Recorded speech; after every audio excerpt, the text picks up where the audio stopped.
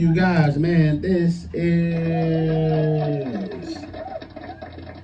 Fight Night, presented by Porter Prospect Productions, man. Appreciate all the support. I want to thank you guys for joining me today, man. We got a new show here today that we're going to go ahead and bring to you. We're going to talk and recap the Canelo Alvarez and Bud Crawford fight, and then we'll get into some other things. So what's next for the two fighters? And then we'll talk a little bit of early predictions of the Shakur and Tio fight, which is getting together. We don't have a date for it, but we will discuss our early thoughts and everything on that. So let's get into it. Let's go, man. So as you know, Canelo Alvarez took on Bud Crawford on Saturday.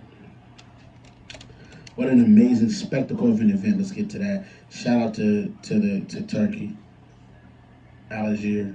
Shout out to him. Shout out to Dana White. Shout out to everybody that was involved with promoting this fight, which making it a huge event, which making it top-selling event. Everything that it was. It exactly was what they said it was going to be, a spectacle and an event. Now, the fight, if we're being honest, this fight was dominated by Bud Crawford. It wasn't too particularly close. If you're really looking at it from a perspective of control of the fight, I thought Bud was in control of this fight most of the fight. I thought Canelo did win some rounds. I'm not saying that he didn't. But what I'm saying is Bud definitely controlled the fight from opening tap. You could tell early he wanted his respect and he was going to earn it. And he went out there and he earned every ounce of his respect. Because at the end of the day, that's what's most important. Dude won his respect and he did what he had to do, man. I liked what I see from Bud Crawford. I think that Bud, he showed a level of greatness that I knew that he had in him. I wasn't sure, but he showed everything that I thought he was going to be. He did. He showed everything I thought he was going to be. You know what made me change was that I seen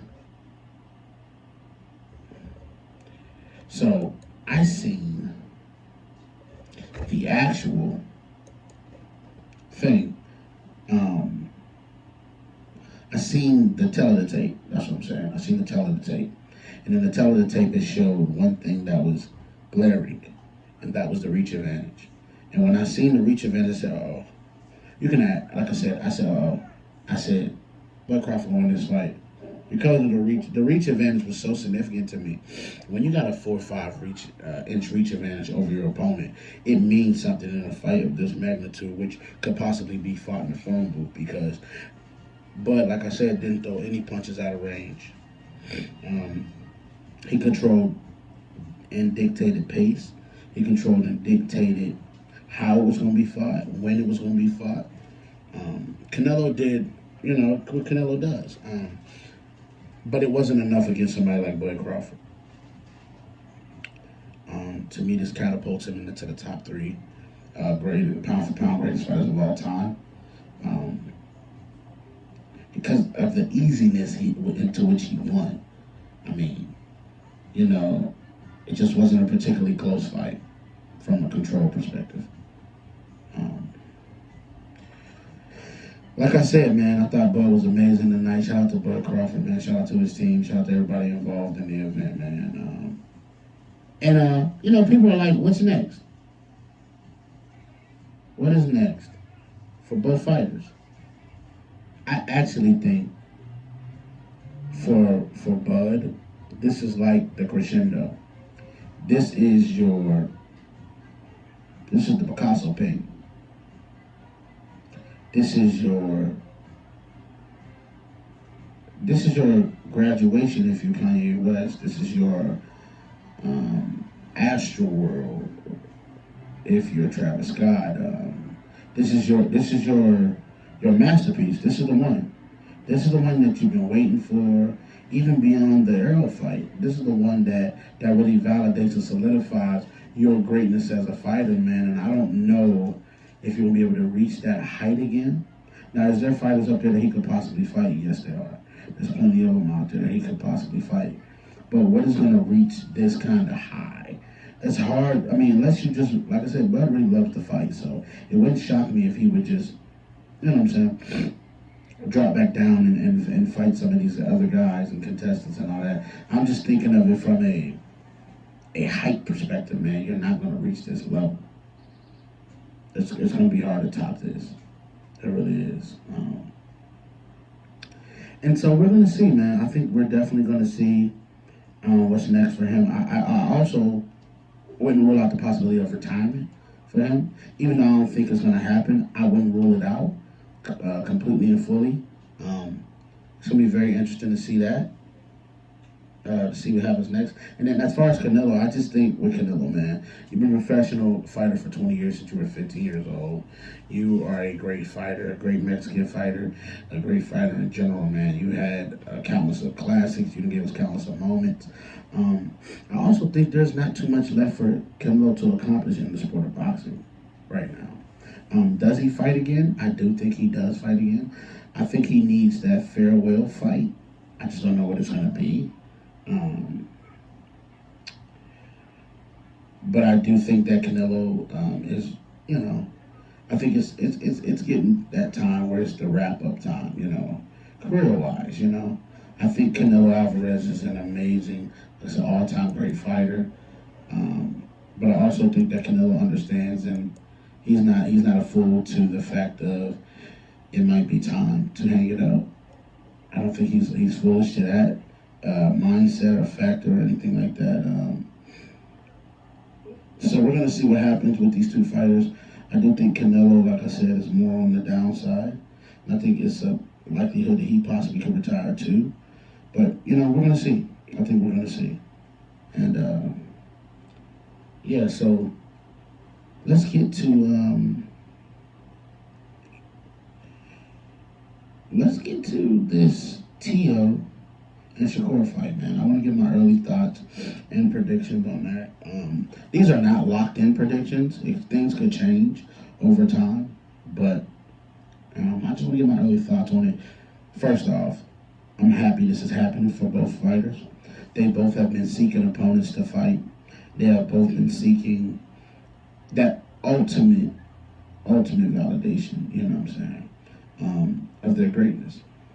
This is great. These are two young fighters who are fighting in their physical primes, who are fighting in their fighter primes. I just think that this is an all-around great fight. It's a good style contrast. I think the thing with Tio that makes him so special is that he's a slick fighter who has a lot of power in his hand. But I also think that that power that he has in his hands, I don't think it's been on full display at 40. I think 35, he was on a rocket ship. And, you know, in his defense, he just couldn't make the weight no more. I can't be mad at that. I definitely think that Tio was more dominant at 35. I think he's more slick now at 40. He's showing his whole arsenal and what he can do and everything like that. And then you go on the other side, Shakur Stevenson. I think Shakur Stevenson he's a prodigy, man. I mean, this dude is a savant of such. When it comes to defense, IQ, understanding how to manage distance really well, and doing what he has to do to win the fight. At the end of the day, that's all you want to do is win the fight. All this fancy points and all of this stuff where you gotta have a big knockout, you gotta have big power, big this, big that. Shakur Stevenson showing like, nah, you can be an elite guy with your defense as well as your jab and your IQ and being able to manipulate the ring, knowing where an opponent likes to throw their punches, all that kind of stuff. I think both of that culminates to a great fight between the two gentlemen. I think the Tio that needs to beat Shakur has to be the bully Tio. I don't think boxing Tio is beating Shakur because he can't outbox Shakur Stevenson. I don't think that's going to be the smartest thing to do. I think bully Tio could give Shakur some problems. But he has to bully. He cannot be this slick guy because it's going to be hard to be slick to Ken Oil and Shakur. That's why early on, like if I had to pick, I probably would lean towards Shakur Stevenson. in this fight because I just haven't seen Bully Tio in a long time.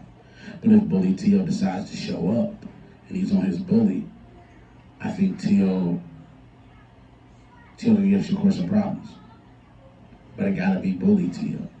It can't be the slick boxer. Because like I said, you're not gonna be able to outslick, Shakur Stevenson. That's not gonna work. It's not gonna work. He's too IQ wise, he's too technical for that to be the case. I do think that Shakur Stevenson needs this fight. He needs it. He needs it for validation purposes and legacy purposes, and to show that Nam really like that. A lot of people are questioning Shakur. Is he like that? Who is he being in the ring with? And all this certain things. But this is the fight that's going to shut all that up. You want to shut everybody up, you go out here and put on the classic performance of your life. You fight the best you've ever fought. You put on that full arsenal of everything that you can do. Bring out all the stops. Don't leave nothing out of your toolbox at home. No, nothing. And so I think Shakur's going to come out like that. And I do, like I said, I'm leaning towards Shakur in the fight, but I'm not dumb. I'm not unaware of what Tio could possibly take this fight to if he comes out and bullies Shakur. So that's my early thoughts on that fight. I want to thank you guys for joining me today, man. I love you guys. This has been Fight Night presented by Portal Prospect Productions. I appreciate y'all. I will see y'all next time. Until then, peace.